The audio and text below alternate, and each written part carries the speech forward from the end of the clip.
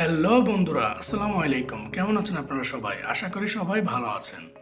তো বন্ধুরা, আপনারা সবাই জানেন যে বর্তমান পৃথিবীতে সবচেয়ে বড় সার্চ ইঞ্জিন হচ্ছে গুগল। আর গুগলের মধ্যে আমরা আমাদের নিত্য প্রয়োজনীয় যে কোনো তথ্য, যে কোনো বিষয় আমরা খুঁজে পেয়ে থাকি। কিন্তু এই বিশাল জ্ঞানের ভান্ডার গুগলের মধ্যে এমন কিছু বিষয় রয়েছে যা আমাদের অগোচর থাকাটাই বেটার, আমরা না জানলেই আমাদের জন্য ভালো। আমরা গুগলে অনেক কিছুই প্রতিদিনই সার্চ করে থাকি, কিন্তু কিছু কিছু সার্চ এমন রয়েছে যেগুলো সার্চ করলে আমাদের উপকার তো হবেই না, উল্টো হিতে বিপরীত হতে পারে। তো বন্ধুরা, আজকের ভিডিওতে আমি আপনাদের জন্য এমন কিছু ওয়ার্ড সার্চ সম্পর্কে আপনাদের জানাতে এসেছি যেগুলো আপনারা কখনোই গুগলে সার্চ দিতে যাবেন না। এতে আপনাদের উপকার তো হবে না, উল্টো বিপদে পড়তে পারেন। বন্ধুরা, তাই চলুন কথা না বাড়িয়ে ভিডিওটি স্টার্ট করা যাক। বন্ধুরা, আমরা আজকে ভিডিওতে যে বিষয় নিয়ে কথা বলবো, তার ফার্স্ট যে বিষয় নিয়ে আমরা কথা বলবো সেটা হচ্ছে রোগের লক্ষণ। আমরা সবসময় এমন করি যে আমাদের যদি মাথা ব্যথা হয়, মাথা ঘোরায়, পেট ব্যথা বা যে কোনো ধরনের নর্মাল আমাদের যদি কোনো সিমটমস হয় রোগের, আমরা কী করি, ডাইরেক্ট গিয়ে সেটা গুগলে সার্চ করে বসি, যা কখনোই করা উচিত নয়। কেননা আমি আপনাদেরকে বলি, গুগলের মধ্যে অনেক তথ্য থাকতে পারে, এটা আমি মানলাম, কিন্তু গুগল কোনো ডাক্তার নয়।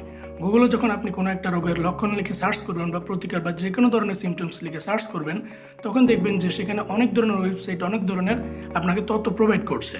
সবগুলো ওয়েবসাইটের তথ্য সমান সেম হবে না, আবার যতটুকুলো ওয়েবসাইট আছে বেশিরভাগ ওয়েবসাইটের যারা এই তথ্যগুলো প্রোভাইড করছে তারা অভিজ্ঞ ডাক্তার নয়।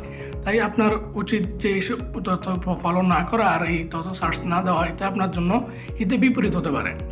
এই জন্য আমি আপনাদেরকে সাজেস্ট করবো, আপনারা কখনো এরকম ছোটোখাটো সিমটমস হলো রোগের আপনারা গুগলে সার্চ না দিয়ে আসল ডাক্তারকে দেখেন, এতে আপনাদের জন্য উপকার হবে।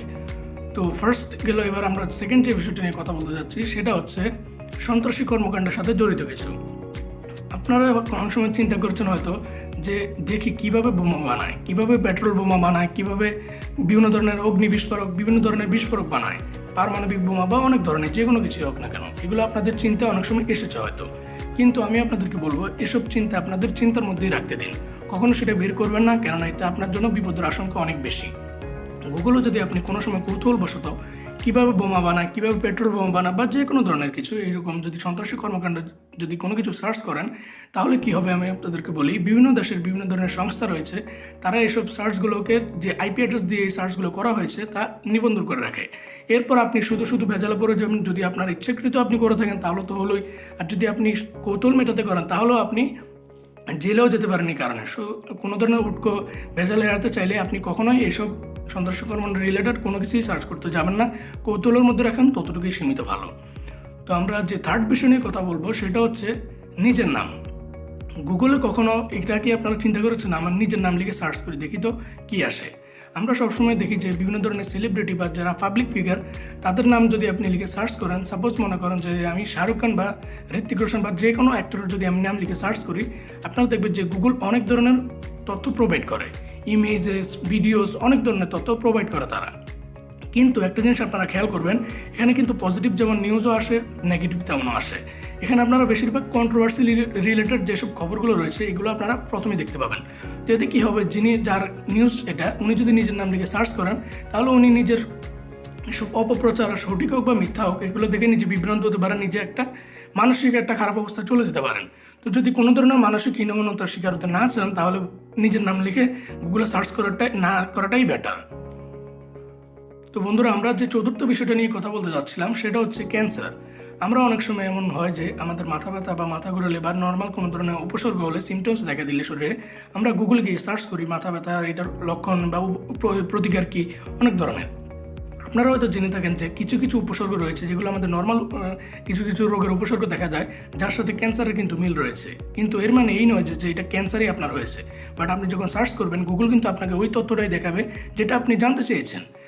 ও তো আর আপনাকে আপনার কী হয়েছে সেটা তো আর জানবেন, আপনি যেটা লিখে সার্চ করেছেন সেটার তথ্যই আপনাকে প্রোভাইড করবে। আপনি যখন সার্চ রেজাল্টে দেখবেন, তখন অনেক ধরনের তথ্যের মধ্যে ক্যান্সার, বিভিন্ন ধরনের অনেক বড় বড় রোগগুলো আপনার সামনে প্রোভাইড হবে। তখন আপনার মনে হবে যে আপনি আসলে এই রোগে রয়েছেন।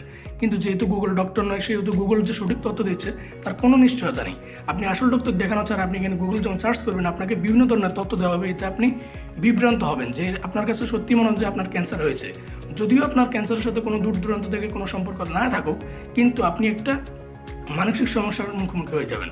ইমেজেস যখন ক্লিক করবেন, ভিডিওতে যখন ক্লিক করবেন, তখন আপনাকে এমন এমন তথ্য দেখানো হবে যা ক্যান্সার রিলেটেড, মাথা ব্যথার সাথে ক্যান্সার বা শরীরের ছোটো ছোটো উপসর্গের সাথে ক্যান্সার রিলেটেড বিভিন্ন ধরনের ইমেজ দেখানো হবে, যার সাথে আপনার রোগের কোনো ইয়ে না থাকলেও আপনার অনেক ধরনের বিভ্রান্তির শিকার হবেন। সো আমি আপনাদেরকে সাজেস্ট করবো কখনোই এভাবে গুগলে নিজের রোগের বা কোনো ধরনের লিখে সার্চ করবেন না, এতে আপনার উপকারের বেলা হিতে বিপরীত হতে পারে। বন্ধুরা, আজকের ভিডিওতে আমরা মোট 4টা ওয়ার্ড সার্চ সম্পর্কে আপনাদেরকে বললাম, যেগুলো আপনারা কখনো গুগলে সার্চ দিতে যাবেন না। এতে আপনারা গুগলে সার্চ দিবেন, এটা আমি আপনাদেরকে মানা করি না, আপনারা গুগলে সার্চ দিবেন, বিভিন্ন তথ্য দেখবেন, বাট এমনও কিছু সার্চ রয়েছে যেগুলো আপনার জন্য কোনো কাজে তো আসবেন, উল্টো আপনাদেরকে বিভ্রান্তিতে ফেলে দিতে পারে। কোনো কী দরকার শুধু শুধু বিভ্রান্তিতে জড়ানো? তো বন্ধুরা, আজকের ভিডিওতে আমি আপনাদেরকে 4টা ওয়ার্ড গুগল সার্চ সম্পর্কে বললাম। আশা করি ভিডিওটি আপনাদের ভালো লেগেছে। যদি ভিডিওটি ভালো লাগে থাকে তাহলে ভিডিওতে একটা লাইক করে দিবেন, আর যদি আমার চ্যানেলে নতুন আসে থাকেন তাহলে চ্যানেলটাকে প্লিজ সাবস্ক্রাইব করে সাথে নোটিফিকেশনের বেল আইকনটা প্রেস করে দিবেন। তো বন্ধুরা, দেখা করছে কোনো নতুন ভিডিওতে, তখন পর্যন্ত ভালো থাকবেন, সুস্থ থাকবেন, আল্লাহ হাফেজ।